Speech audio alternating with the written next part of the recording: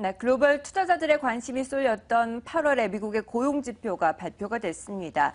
연준의 정책 방향을 가늠해 볼 수 있었기 때문에 불확실성이 좀 해소되지 않을까 싶었는데 오히려 더 그 불확실성이 확대되는 측면을 보여주고 있습니다. 네, 특히나 신규 고용이 예상을 좀 크게 밑돌았기 때문인데요. 7년 만에 최저치를 기록을 했습니다. 하지만 또 실업률과 임금 상승률 같은 경우에 예상에 부합하는 모습을 보여주면서 오히려 대부분들의 전문가들은 9월 금리 인상론에 더욱더 무게를 싣고 있는데요.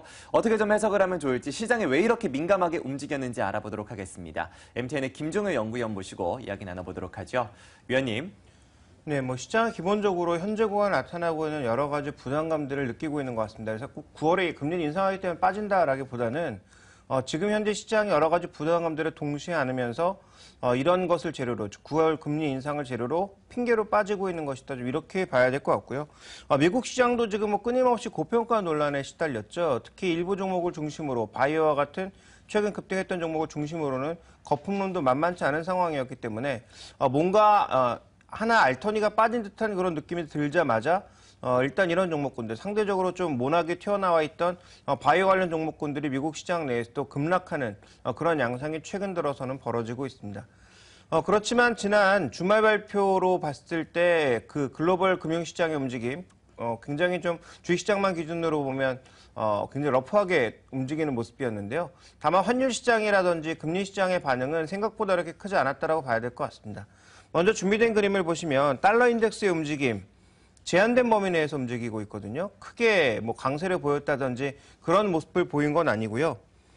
미국제 10년물 수익률도 추가적으로 이제 금리를 올릴 가능성이 있다라는 언급이 되고 있음에도 불구하고 2년물만큼 민감하게 움직이지는 않는 모습입니다. 물론 당연하겠죠. 단기 금리 움직임이 단기물에 더 영향을 미치는 것은 너무도 당연하다라고 봐야 되지만 10년물이 여기에 동참하지 못하고 있다라는 것은 우리가 좀 지켜봐야 되는 이슈가 아닌가라고 보고 있습니다. 그래서 현재 구간에서는 고평가 종목에 하락하고 있는 가운데 채권 시장의 변동성을 향후 또 걱정하는 목소리들이 나오고 있기 때문에 제가 보기에 위기의 본질은 두 가지다.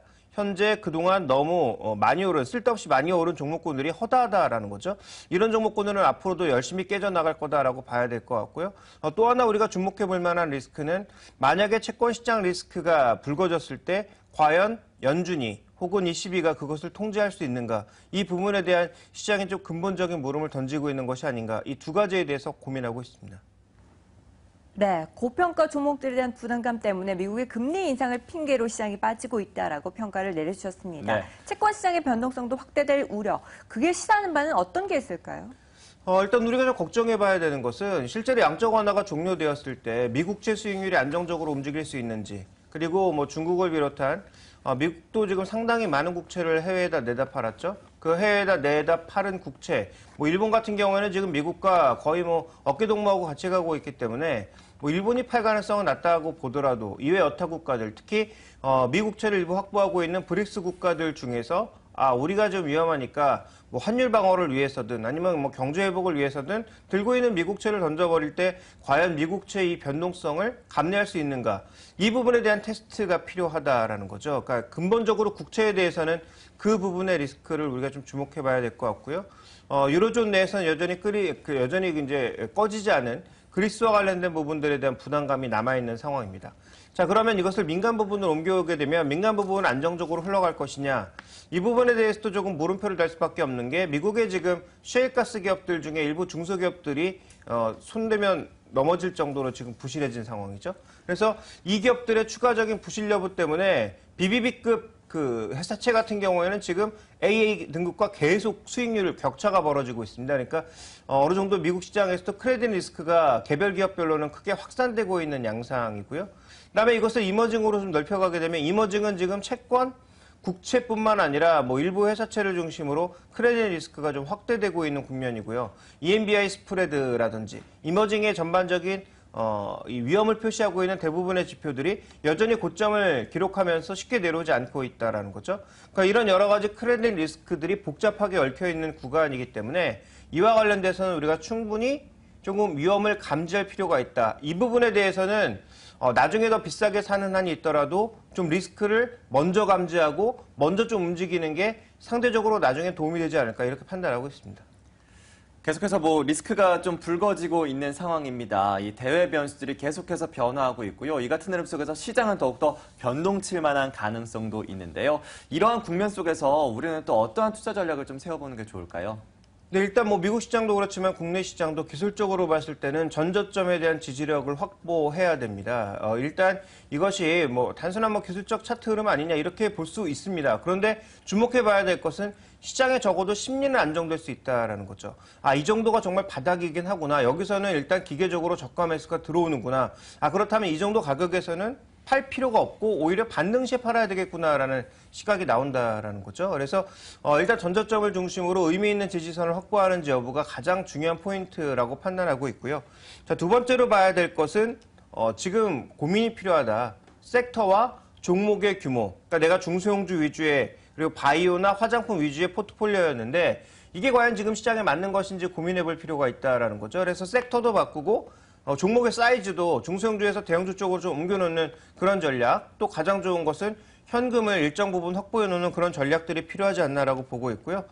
궁극적으로 제가 말씀드리고 싶은 전략은 몇 달째 똑같은데 현재 구간에서는 관망하시는 게 좋다. 여전히 이제 가격이 싸다라고 누구도 장담할 수 없는 구간이고요.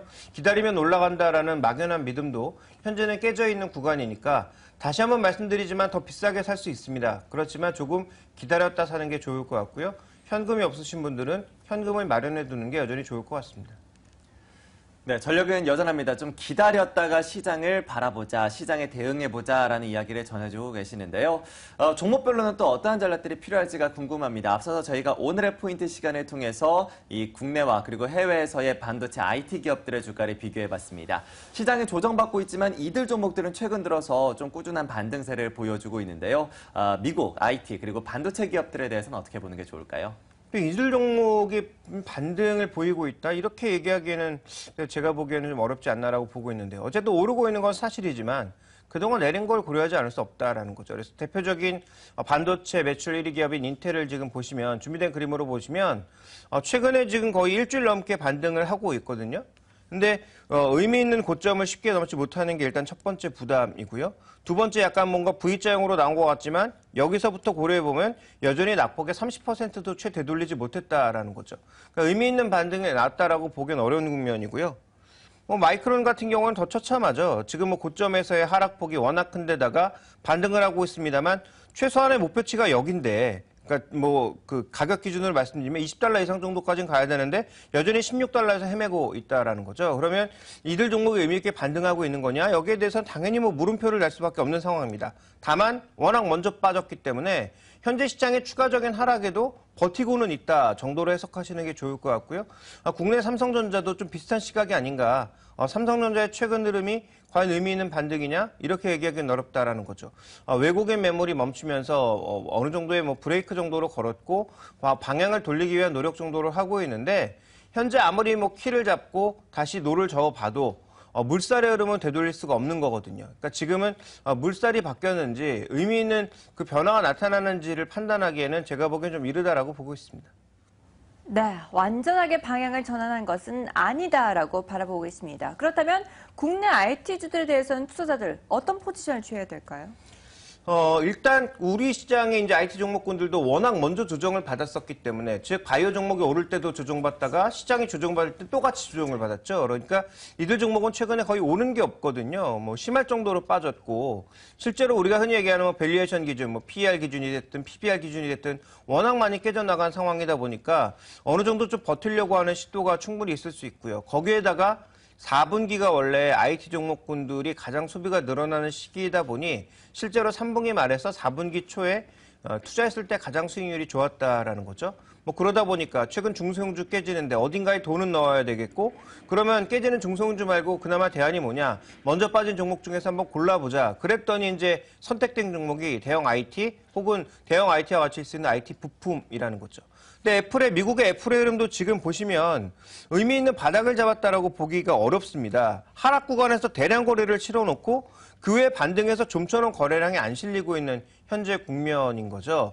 이 기술적인 흐름이 전체적인 흐름에 FOMC의 뭐 맥은 아닐 수 있고 또 9월 9일 날 실제로 애플이 신제품을 발표했을 때 뭐 대량 거래가 터진다면 얘기가 좀 달라지겠습니다만 어쨌든 지금 뭐 하드웨어가 됐든 아니면 부품이 되었든 일시적인 반등은 시도할 수 있어도 이것의 전체 방향을 바꾸기에는 어렵다라고 보고 있고요. 실제로 주요 부품주들의 수익성 그리고 지금 나오고 있는 신제품들에 대한 기대감 다 부질없는 짓이다라고 보고 있습니다. 그래서 이런 것들에 대한 기대를 가지기보단 또 지난번에도 말씀드렸지만 IoT 지금 당장 될 리가 없고 될 수도 없습니다. 각국이 다 자기네 거 만들어서 우리 거 써달라고 외치고 있는 이 시기에 누가 선택할 수 있겠습니까? 또 국제적 표준도 아직 정해지지 않았는데 지들께 좋다고 아무리 설명해봐야 아무 의미 없는 거죠.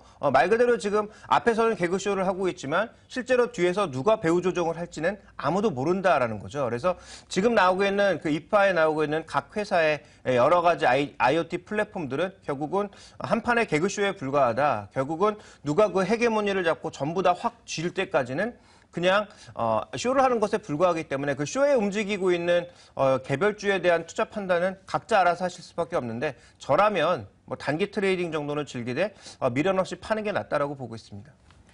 네, 글로벌 대형 IT주들이 최근 들어서 상승하고 있지만 이것은 아직 의미 있는 반등이라고 보기에는 어렵다라는 의견을 제시해 주셨습니다. 단기적인 트레이딩은 가능하겠지만 장기적으로 봤을 때는 아직까지도 좀 안개 속이다라는 의견을 전해주셨네요. 자, 이렇게 해서 국내외 글로벌 이슈들 모두 다 확인해봤습니다. 이어서 이제 국내 시장에 대한 전략도 세워보도록 하죠. 네, 이번 한 주 시작하기 전에 미리 알찬 전략을 세워보도록 하겠습니다. 오늘 장선 전략 함께 하시죠.